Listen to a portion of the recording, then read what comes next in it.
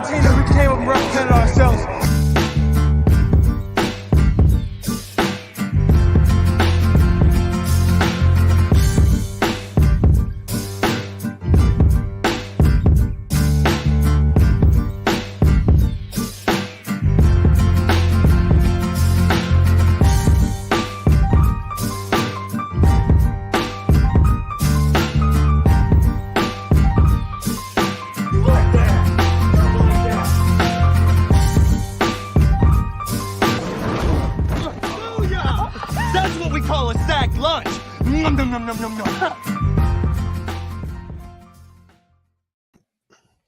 What's up, everybody?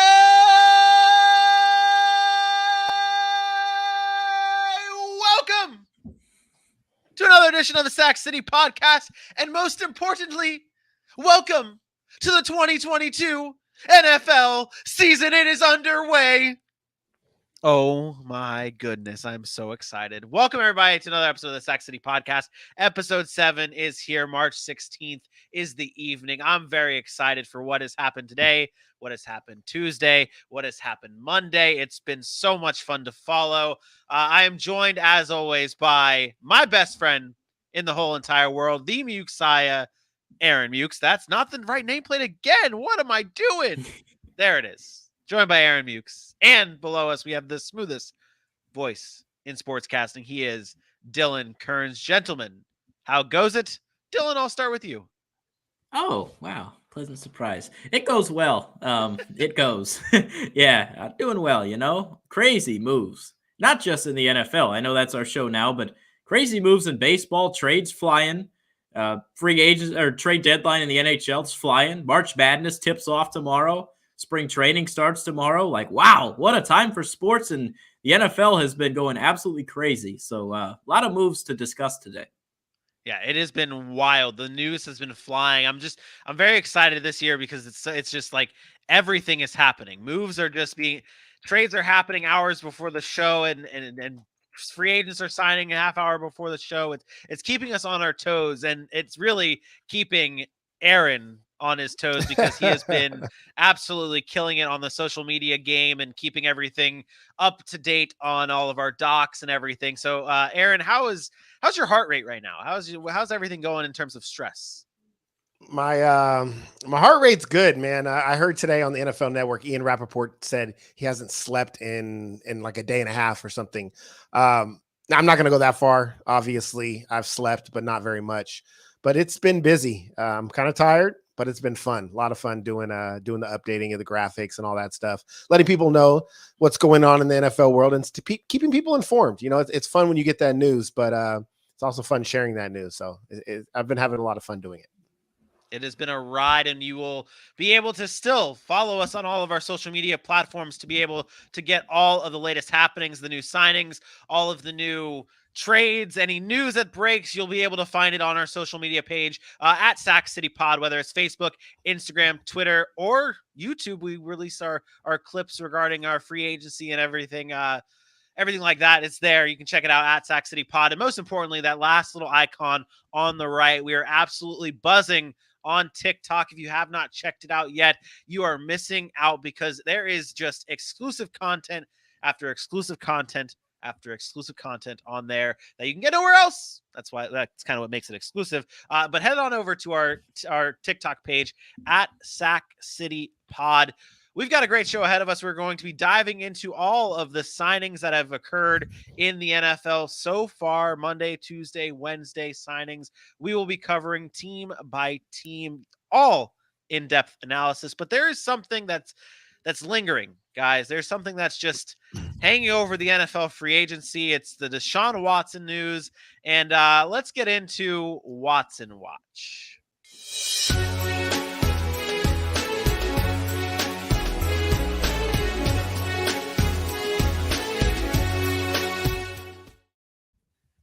Aaron, tell us what's going on the Deshaun Watson front. Everyone is just we haven't really talked about this either on the show, so please give the fans an update on what's going on and what we should expect to see in the coming days.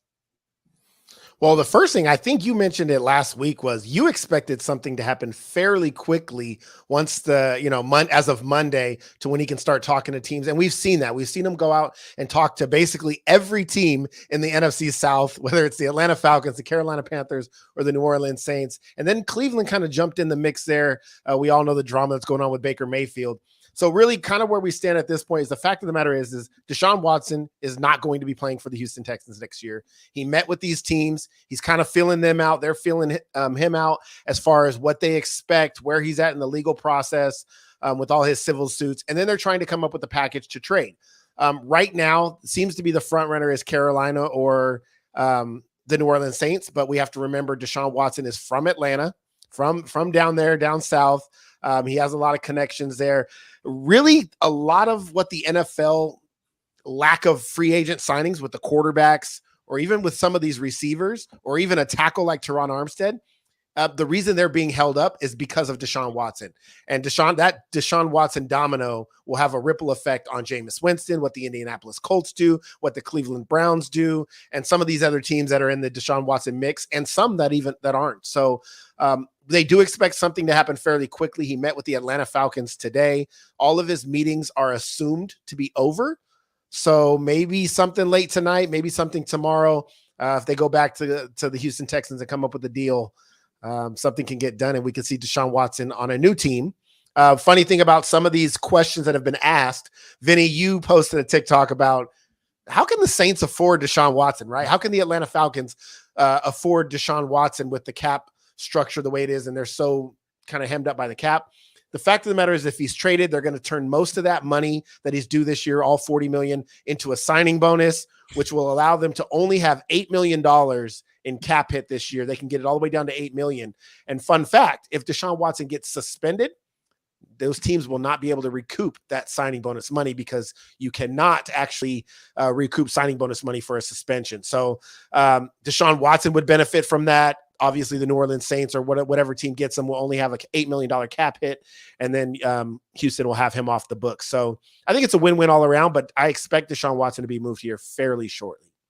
And I saw a report that another team, I don't know if they're getting into the mix of things, but I got a report literally 5 minutes before showtime saying that Deshaun Watson has stated that he does want, like, one of his teams that he would like to go to is the San Francisco 49ers. So that throws just an absolute wrench in everything. But like you said, I think with what's going on right now with Watson, it's New Orleans, it's Carolina, and now Cleveland sneaking up into everything. With Cleveland jumping in, though, there is a quarterback by the name of Baker Mayfield that now feels left out. His feelings are hurt.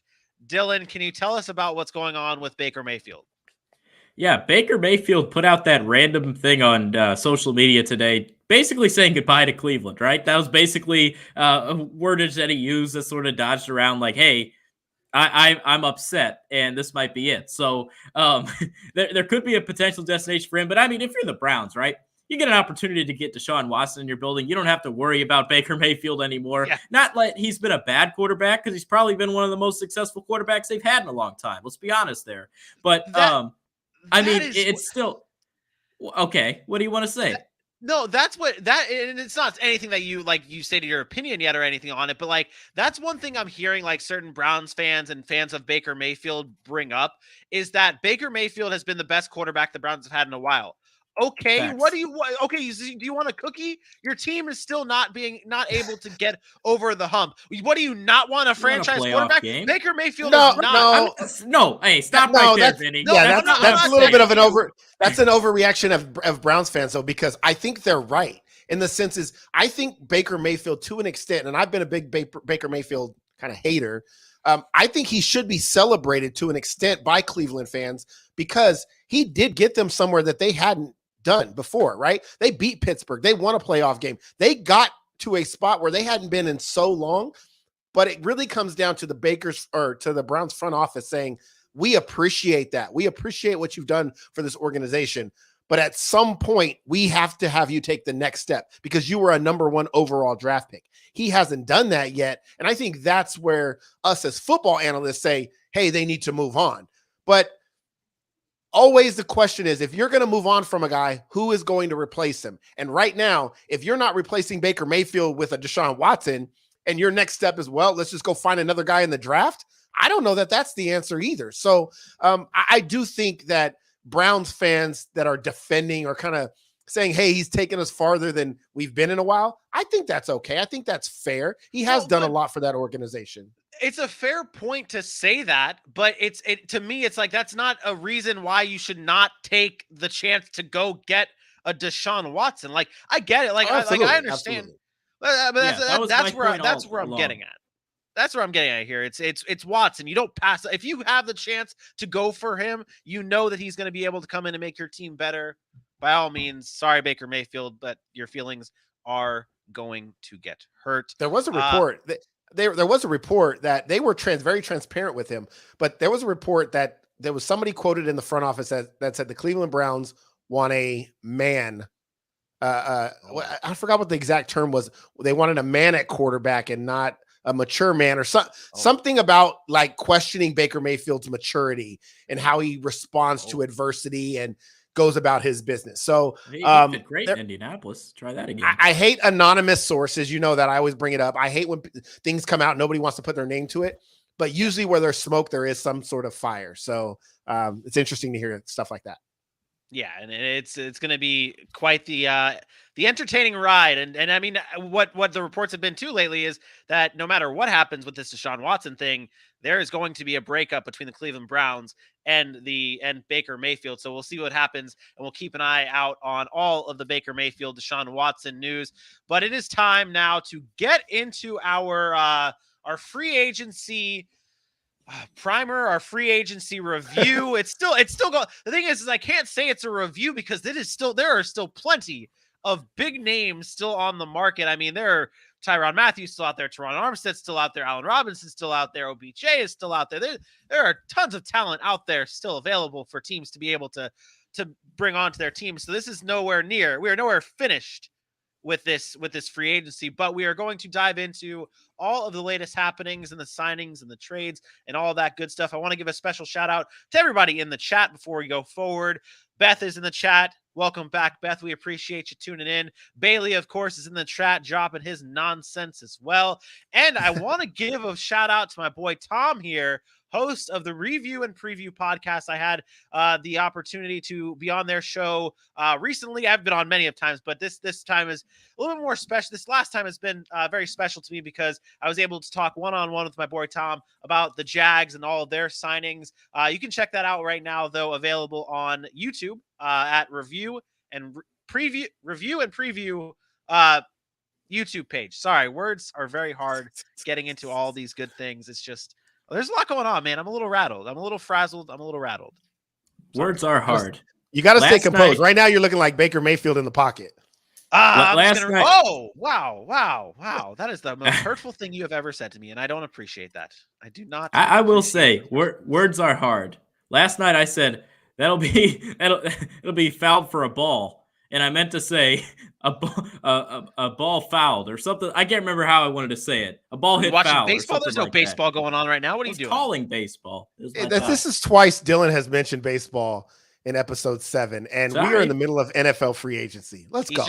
He's just I trying was playing off of his words of saying that words are hard. He's just trying to avoid. He's just trying to avoid talking about Patrick Kane to the New York Rangers, which is going to happen. Oh my God! Let's get into our. Somebody want to throw a basketball reference out there too, just to get it out of the way. Basketball sucks. No, because basketball sucks. We're going to go into our free agent review here, starting everything off with. Well, there's nowhere else to start, but the AFC West. These are some of the moves that happened. The big name signings for these teams. We talk about how it was a big arms race with this division here. The Raiders are the most recent team to have a big name signing.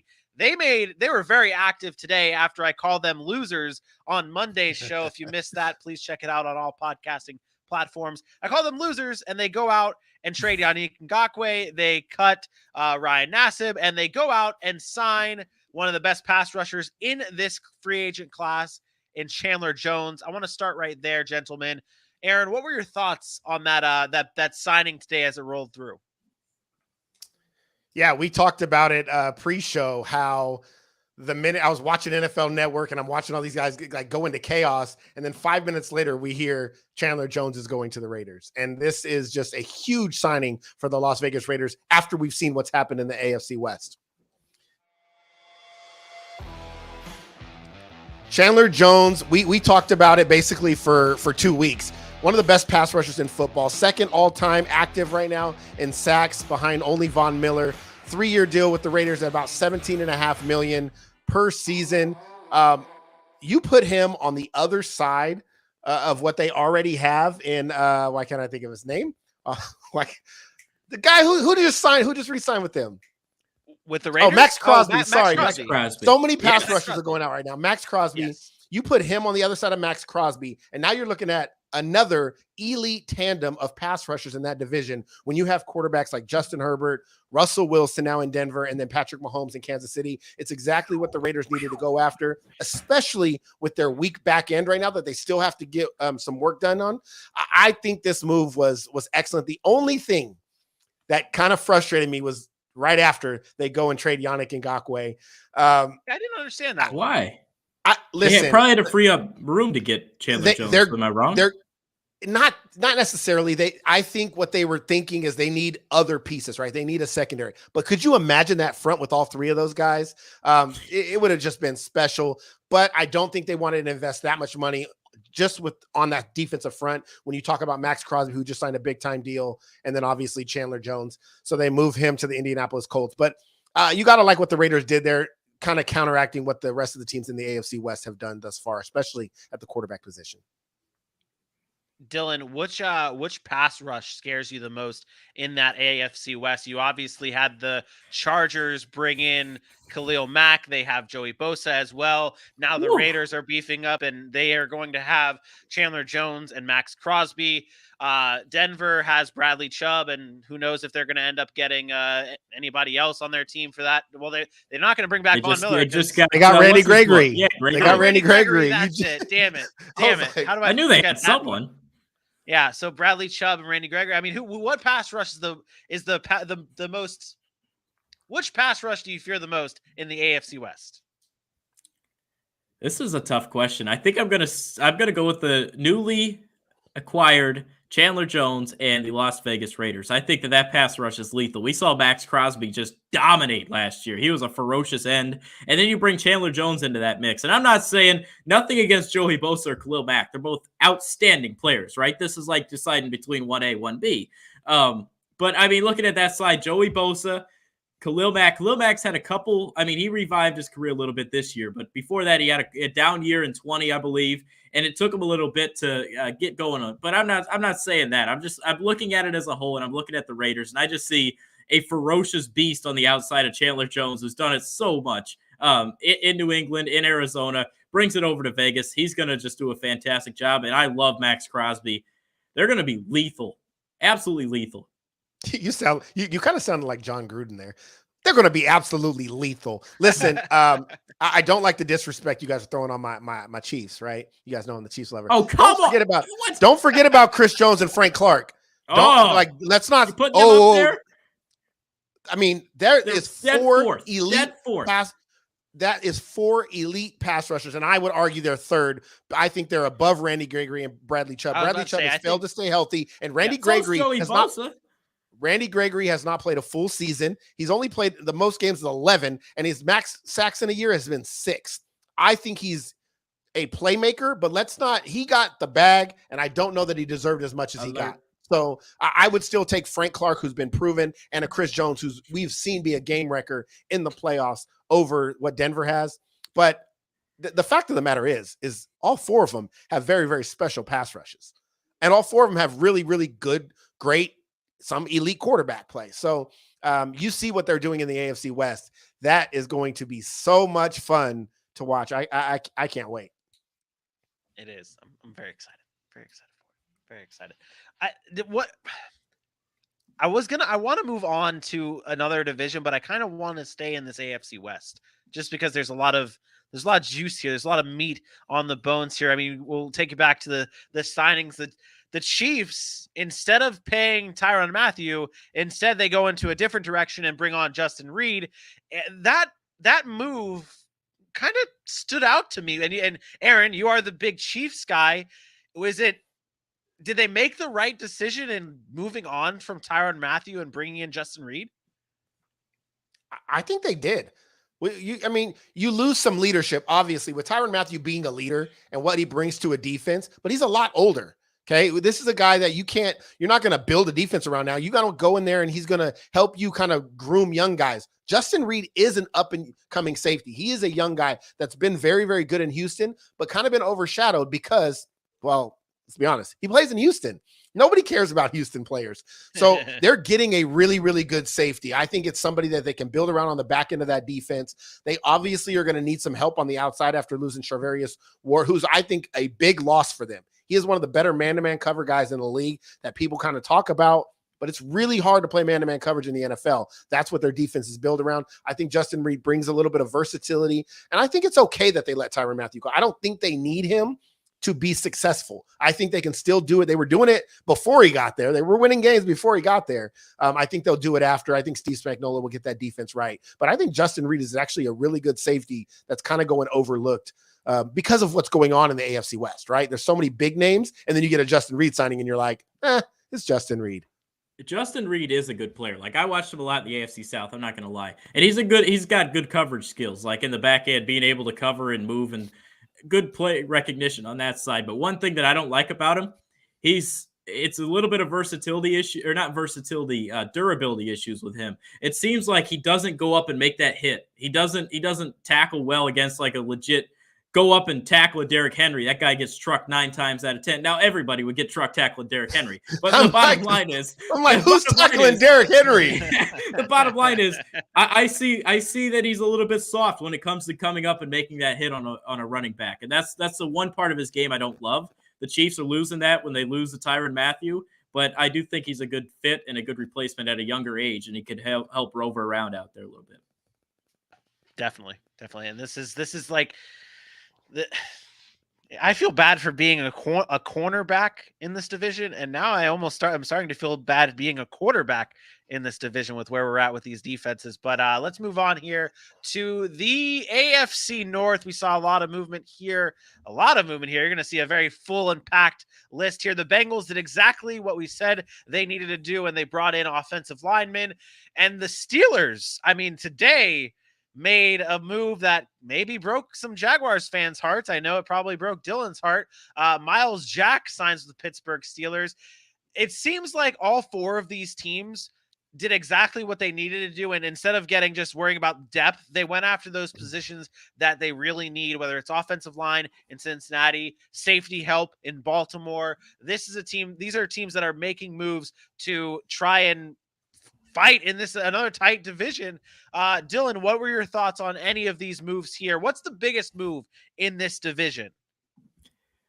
I tell you, it starts. I was about to call this team a loser on Monday. It's the Baltimore Ravens. They waited a little bit. They played their little games, and they went all in today. They got a great safety in Marcus Williams. They lost that with Tony Jefferson a while ago. I'm not saying that. I'm not an idiot. But, Marcus Williams is a great safety. Let's not go too far. Marcus Williams is good, right? And Marcus Williams, that's a throwback. I like Marcus Williams. I also like the other addition that they had was Zadarius Smith today. I thought that was great. The reason I didn't call him a loser on Monday is I'm like, all right, John Harbaugh and Eric DeCosta is going to get this right?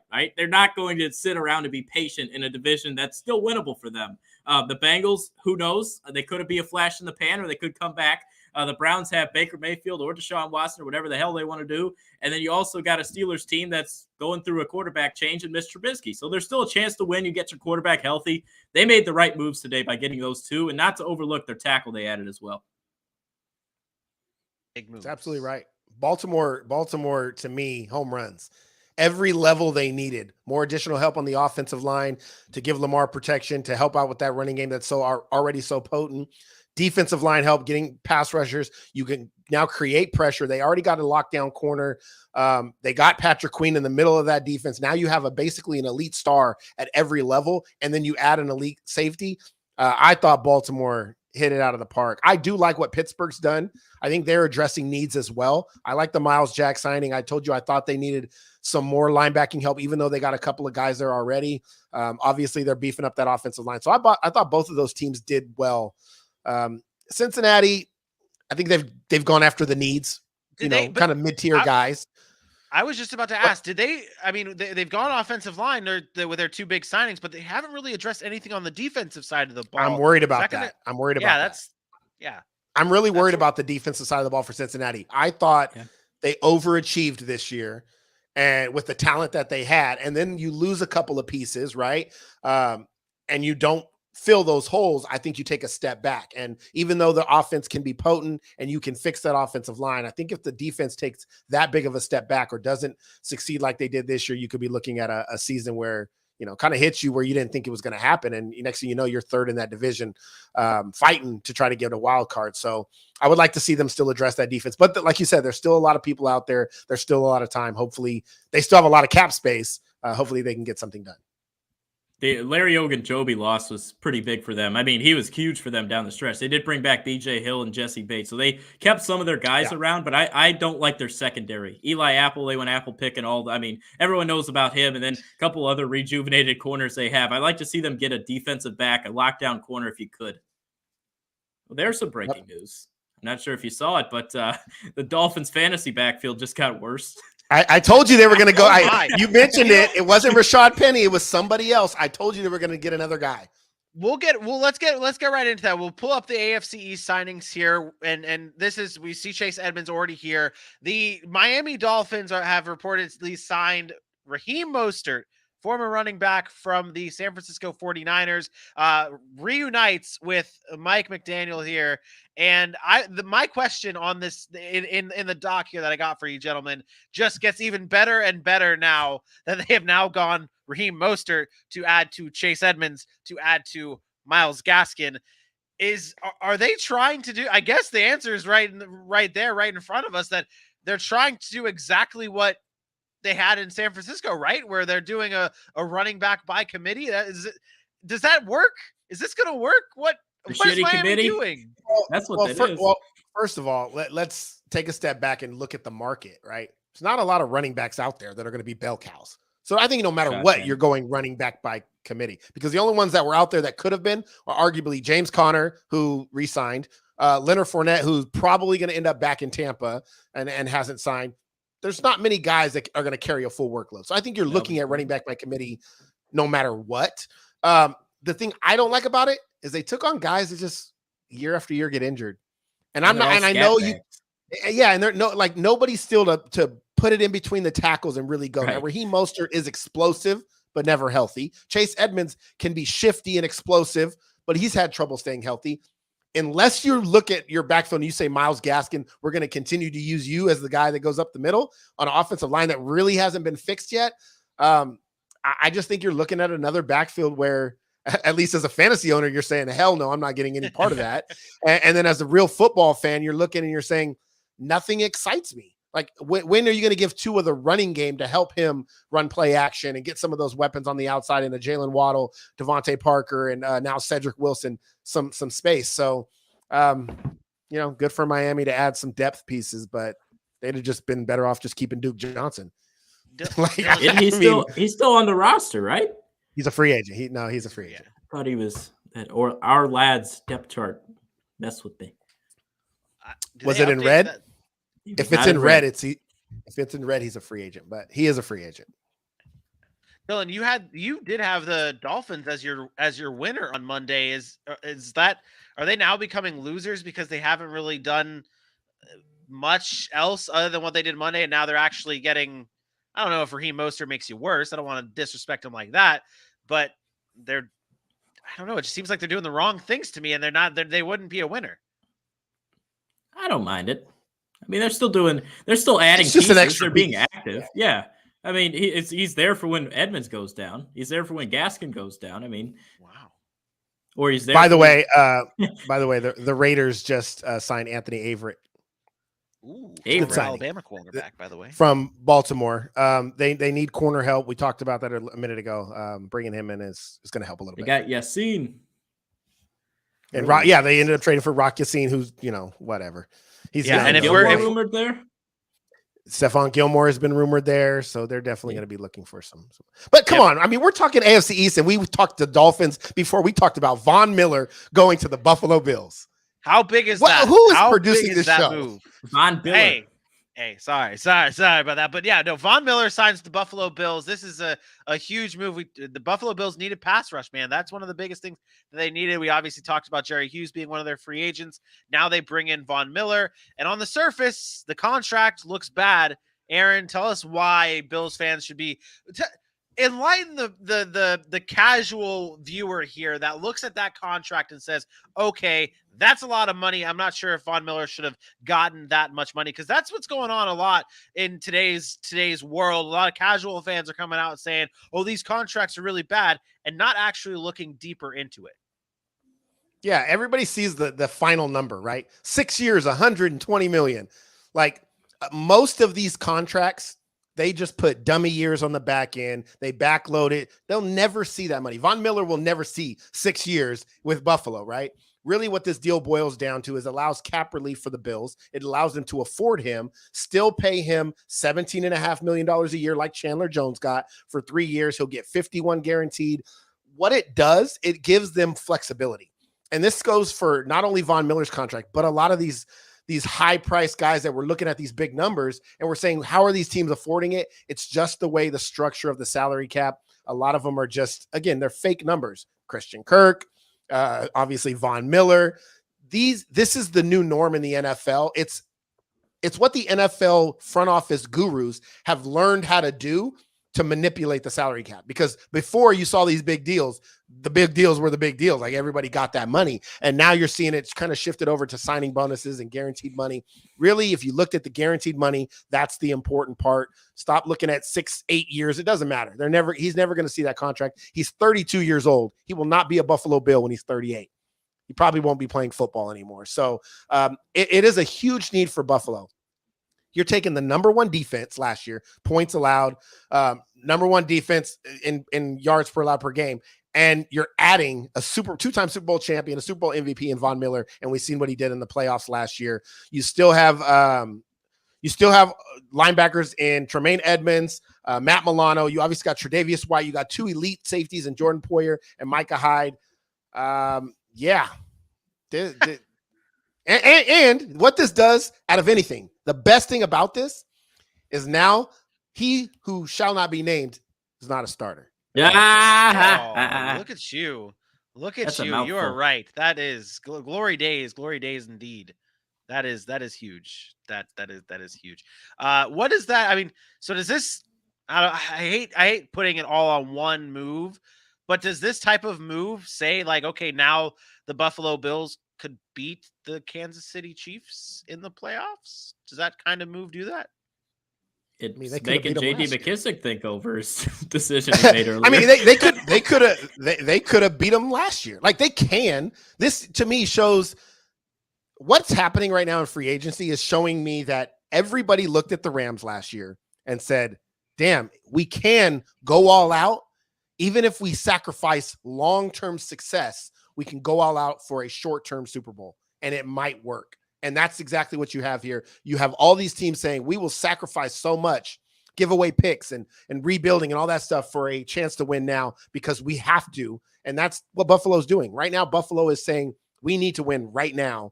And so they have everything all in. You know, they added O.J. Howard, there are more weapons. Like Buffalo is all in. Buffalo knows their window is now. See if they can make it happen. Let's see if they poor Dolphins. One last thing on this division. Poor Patriots. No, yeah. One last thing on this division, though. So this is for like the Jets fans out there, and for all the other fans.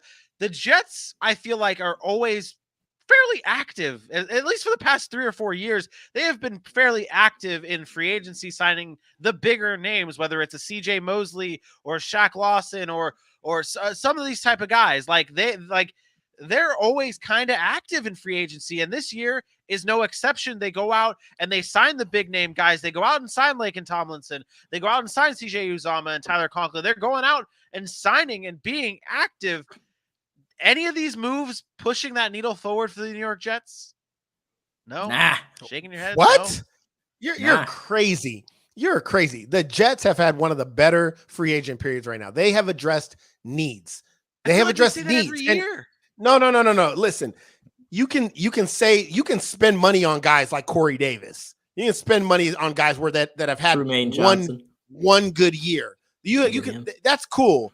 But what the Jets have done, they've addressed needs and got pieces that have shown success over a period of time. Jordan Whitehead is a reliable safety. Laken Tomlinson has been one of the better guards in football. Now, people want to attribute some of that to working right next to, the best left tackle in football. But the fact is he's been one of the better guards. He's been reliable. They addressed needs. I think what the Jets are doing is exactly what they need to do. They address CJ Uzomah, tight end. He's versatile. He's athletic. He can block. They bring in a Tyler Conklin today. We talk about who's also a blocking tight end.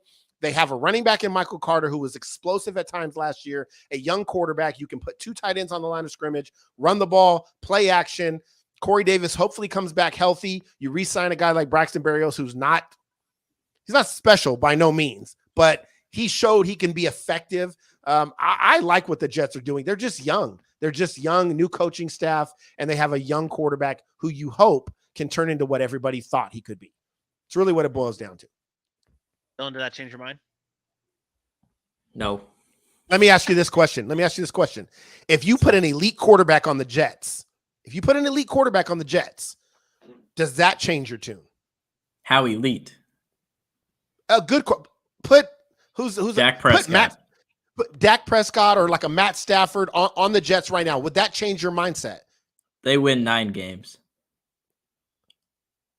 I'm serious. I still don't think they have the weapons outside. I don't like their receivers. Fair enough. They still need to address the wide receiver division. position. I agree. They go out and get Garrett Wilson in the draft. Change your mind? Anything? No? Okay, got it. Okay. Yeah, it definitely would. But that's what I'm saying. Garrett Wilson's going to be a beast. I don't know what you're talking about. That was honestly the first wide receiver in this draft class that came to my mind. That's the top wide receiver in this draft class. Yeah, it's debatable. There's a lot of things going on. There's a lot of moves going on. Let's finish our AFC and let's go to the AFC South and we talk about the Jets always making moves and doing things to try and move themselves forward and not really working out. Seems like that's exactly what the Jaguars have done in the past. They are the talking point of this AFC South, loading up with Christian Kirk, Brandon Scherf, Zay Jones. They got Evan Ingram, and today they bring back the hometown boy in Darius Williams. I'm very excited about that. That's one of the guys I was hoping would come to Jacksonville. Really, and you could say it's biased, and you could say it's because he just for the hometown. But I'm excited for Darius Williams to join the Jags. Dylan, Jaguars thoughts and free agency now that I think are the Jaguars done? I don't know. I don't think they're done. I'm serious. I don't think they're done. And I'll say it every year. I mean, man, as a Jags fan, March and April are the best months of your fandom. March, April, you see them throwing the pads on in July. You're like, here we go. September rolls around. Bam. It's over. That's how it is as a Jags fan. But, I like the moves. I seriously do. They filled needs that they did. They got themselves a wide receiver. Maybe they overspent. Maybe they did. But they got themselves a wide receiver. They added a better linebacker. No offense, Miles Jack. Foyesay Aluakon's a beast. They added a defensive tackle. Darius Williams is a good corner to go opposite. You got Shaq Griffin last year. You have Tyson Campbell. That secondary, the corners at least look pretty solid right now. I think if you could add a safety, not a big safety, just a safety, I think the Jags could have one of the better secondaries in the AFC. Aaron, bring us down to earth. No, not at all. You asked if the Jacksonville Jaguars are done. I don't know that they're done. I don't think there's no more big splashes they're going to make. I don't believe. Maybe barring like getting a veteran on some 1-year deal or something. They only got about, I think, $13 million left in cap space now for 2022. So they spent most of their money, which is fine. They've done a really, really good job addressing the playmaker position to try to get Trevor Lawrence some help. Obviously, the offensive line and Brandon Scherf, and then you go out and get some defensive help as well. I like what the Jaguars have done, to be honest. I think it's easy to look at, these are just some middle-of-the-road guys, Christian Kirk, Zay Jones. I think they structured deals in a good way to allow them to get out of any kind of long-term commitment if these guys don't pan out, but they have upside, and that's really what you're asking them to do. I much rather have liked to see them do what they did than just go all in for like an Allen Robinson. I think that would have been, to me, you bring in Allen Robinson, but you can't get none of those other guys because now it's too expensive.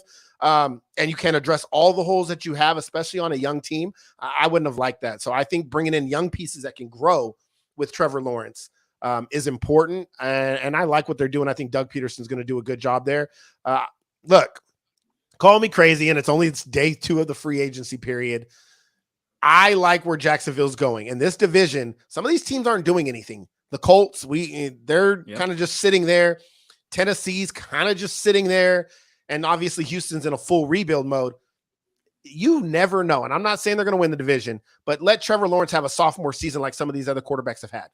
Let him, get a connection. Let Doug Peterson work his magic with them. And you never know. You could be week 10, week 11, be like, damn, we actually got a shot here. Just again, I'm saying it's going to happen, but you should have hope. As a young team, you have to bank on Trevor Lawrence being the guy you drafted him to be.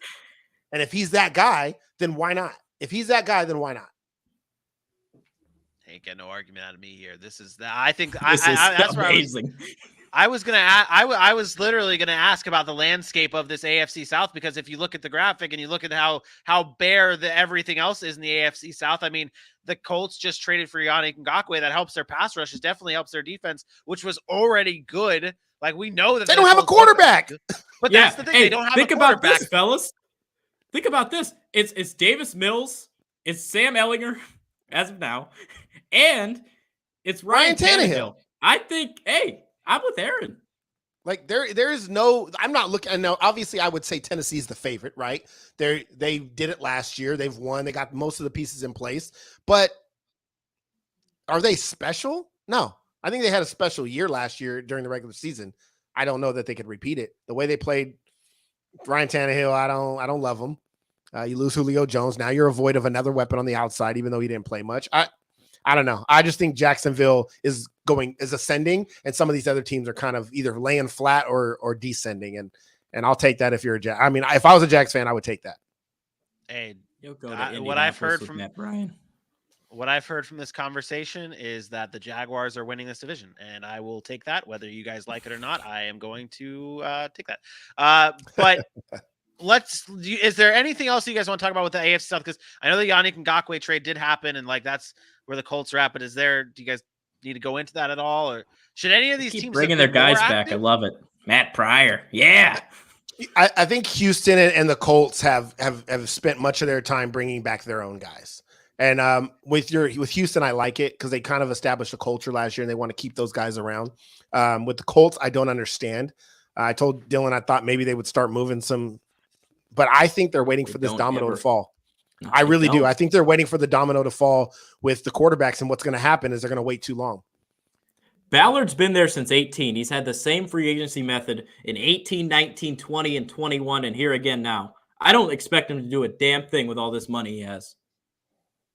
Yeah. No. Okay. No, I mean, I don't hate not spending money. Like, I wouldn't want you to just go throw out money just to throw out money, but there have been some good guys. There's been guys out there that could have helped the Colts. They haven't really addressed. Could you go out and spend money on Allen Robinson now? I don't know. I'm not. The more I hear, the more people aren't going to pay Allen Robinson. He's going to get a 1-year deal. They have literally screwed themselves by. I mean, if you were going to trade Carson Wentz, I think I would have done it later on in this off season, because now what you have done to yourself is no wide receiver is going to want to come play for a quarterbackless team. You have no stability on that offense right now. What good offensive weapon would want to come play for the Indianapolis Colts? But on the flip side of that, if you wait to trade Carson Wentz, everybody goes and gets their quarterback, and now you get nothing for Carson Wentz. Now you can't get rid of that contract, and you're stuck with Carson Wentz again. But I almost rather be stuck with Carson Wentz again, because then I think you still could probably attract someone versus getting rid of him now, and now you're trying to go, hey, Allen Robinson, do you want to come take $12 million because we don't want to pay you a lot to come play here from catching balls from Sam Ellinger? No, it's never going to work. So yeah, I don't know. I think it's destined to be Jimmy Garoppolo behind center in Indy, and Or but who Dylan knows says if they Baker wait. Mayfield.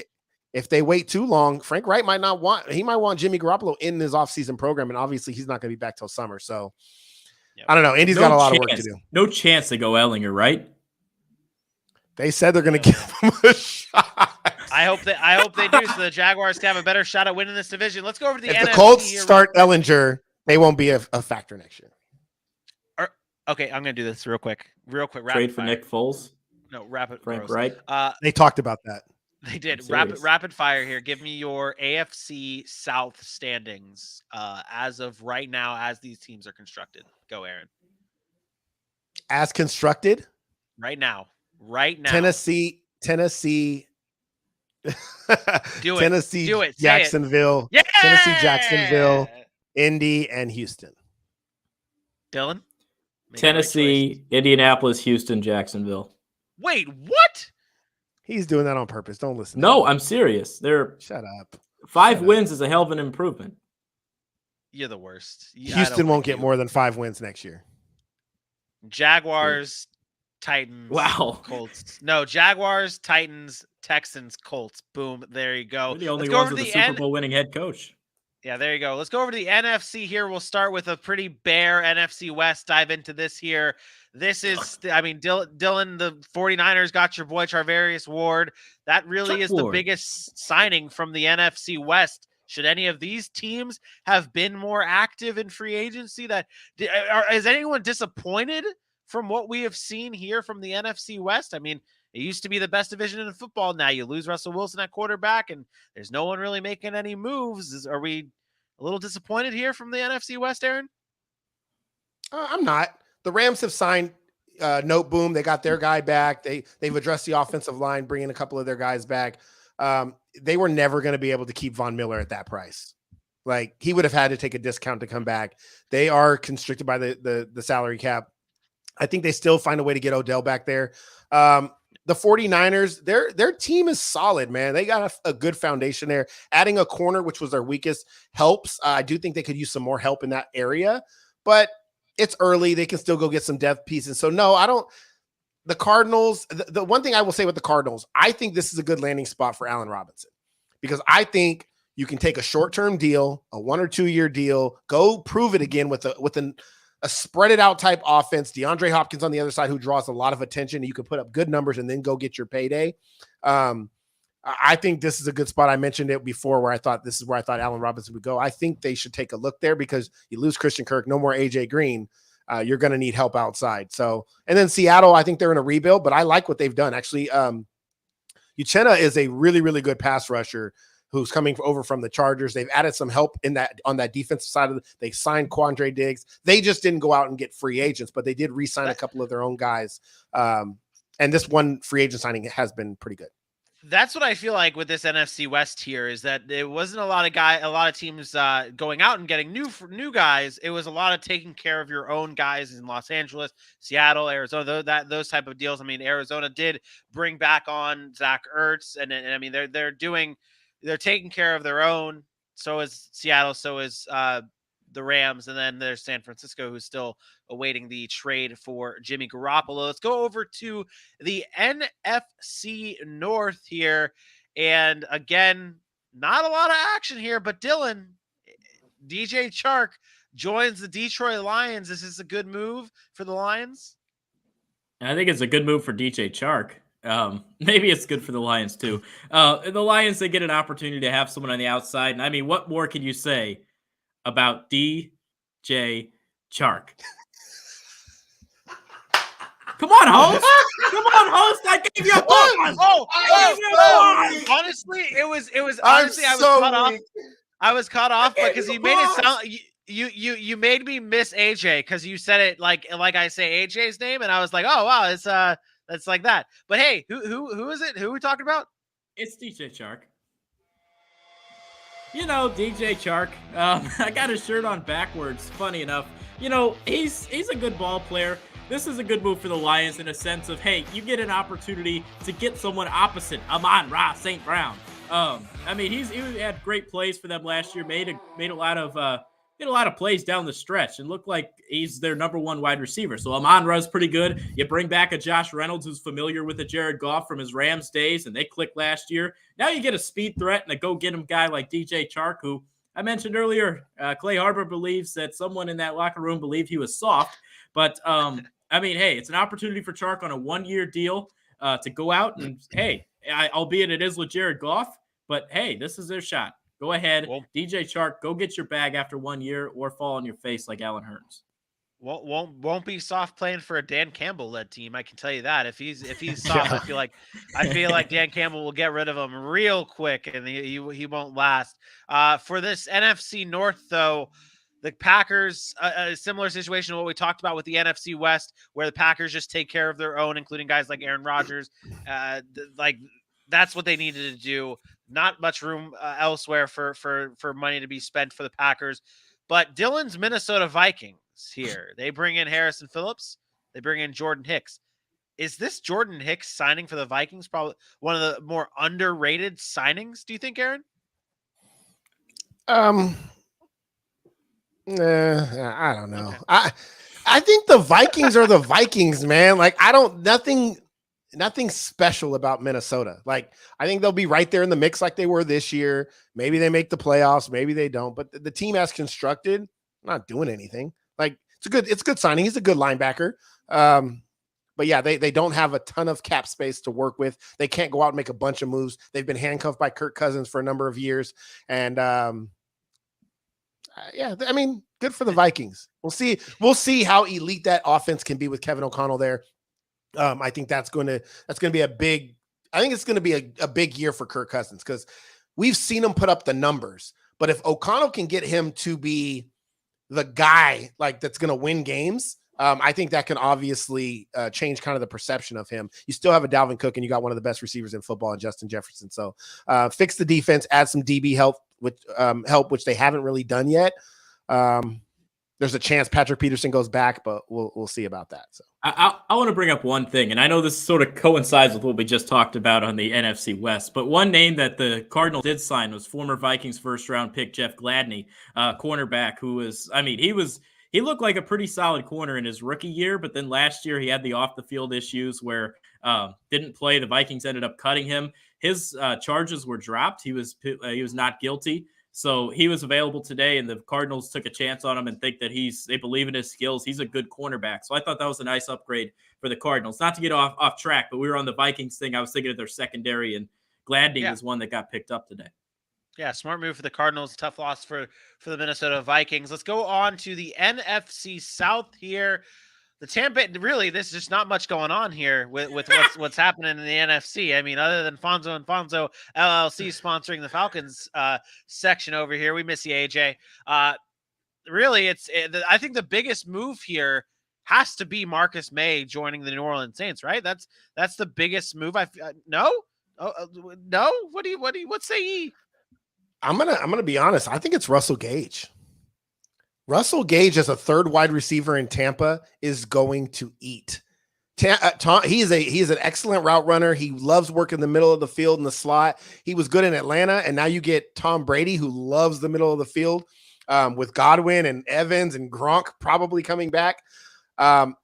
It's just nothing short of amazing what Tom Brady's impact is. All of a sudden, Tampa Bay has a ton of money. Everybody's restructuring their contracts to stay. Cameron Brate restructured his. Another guy restructured theirs. Like, they're all just saving money so Tampa can have another Super Bowl run. It's amazing. But I like Russell Gage there. I think it's a perfect fit. Marcus May's nice in New Orleans. And if they get Deshaun Watson, it's an absolute game changer, because that division will then be a battle between New Orleans and Tampa Bay. Like, because the Saints are literally a quarterback away. They have a solid offensive line, maybe another weapon outside, but their defense is still really, really good. And Marcus May kind of adds to that. So I would lean towards Russell Gage just by a little bit because of the impact that Tom Brady is going to have. I really, really like that signing. Russell Gage, wide receiver 2 next year for fantasy football. And I don't know. More like a wide receiver 3. I don't know that you could be a wide receiver 2 in that offense with Godwin, with Gronk with Evans. You're still going to be, AB, and if they AB, get was a wide Fournette back, AB was a wide receiver too, though. No, AB would not be a consistent wide receiver too with all Fair. three of those healthy. Fair enough. I got a weird question to think about right now. I'm sorry, I know we're running low on time. Antonio Brown, he was mentioned to potentially buy the Denver Broncos, right? That man don't have enough money to buy no Denver Broncos. Him and Kanye, whatever. If he's the owner, can he literally just sign himself? No, you cannot play for a team and be an owner at the same time. Gotcha. First of all, Dylan, that's never going to happen. They don't have enough money. Even Kanye West doesn't have enough money. We're talking ask Billy. J-Lo, ask J-Lo and A-Rod. Oh my goodness. All right, let's go on over to this would be our last division here, and it is the NFC East. Surprise, surprise. There's Aaron's beautiful face. Why is my face on there? Because there was nothing else. I mean, I could have found something funny with Mike McCarthy, but I had you already cropped out. I didn't have to do anything difficult there. But the Dallas Cowboys, the Washington Commanders kind of really stay put. Although the Commanders brought back J.D. McKissick today in a major swerve of the day. But Hassan Reddick goes over to Philly, and the Giants address the offensive line and could possibly have their next starting quarterback in Tyrod Taylor if no one stabs him in the chest or anything like that. Dylan, what are your thoughts on the Giants' moves today and these past few days?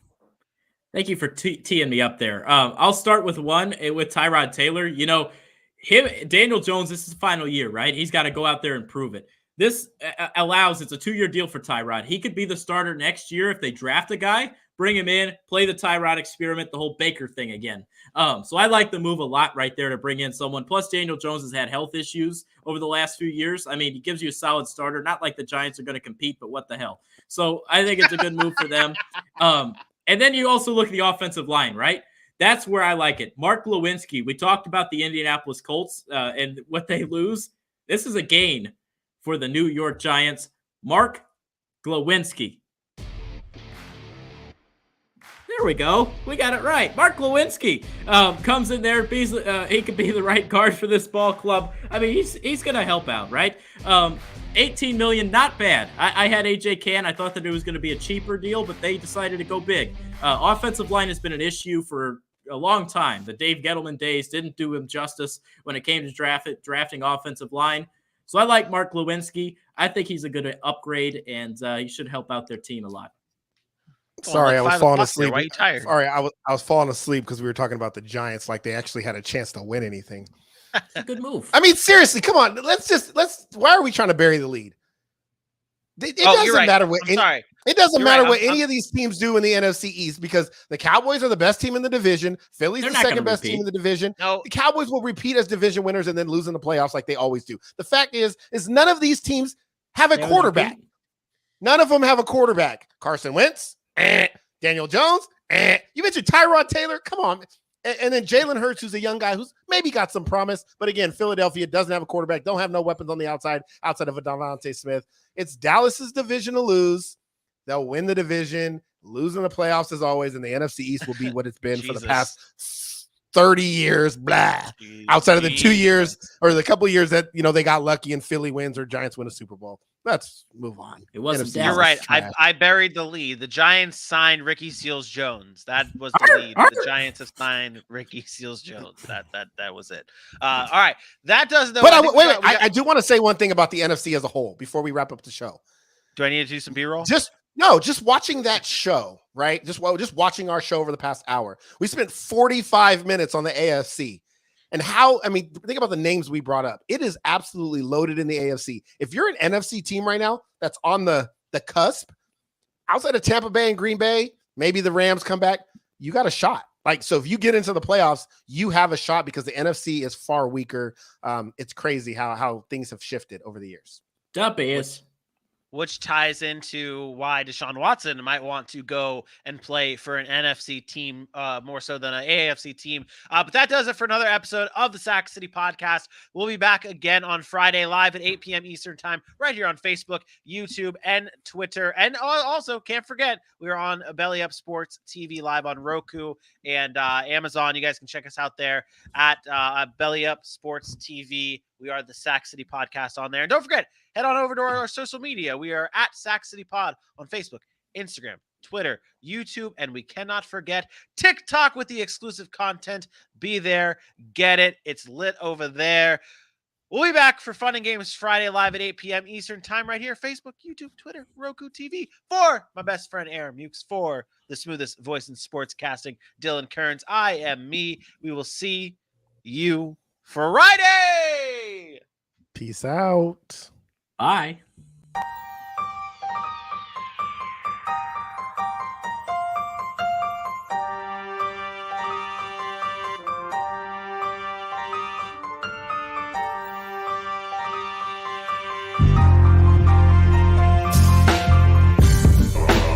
We know we were a much better team than we came up and represented ourselves.